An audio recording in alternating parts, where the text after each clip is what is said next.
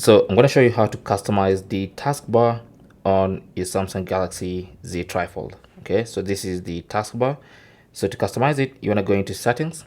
Under settings, go to display, tap on that, and then on the right hand side, go to taskbar, and this is where you do all that. So first, you can turn the taskbar off or on from here, and then with the taskbar on, you can tap on show recent or suggested apps. So you can choose how many apps you want showed out of your recent apps. Okay, so if you go here, you can see our recent apps. You can also see them as the last 3 apps on the taskbar. So there you go. Now, if you go back to that settings page and go back one step, you can choose the taskbar style. You can choose whether it stays on the screen permanently or it auto hides when apps are opened. So that's up to you. So when you choose auto hide, if you need it, you just open an app like this, and then just swipe gently, and that's gonna open up the taskbar.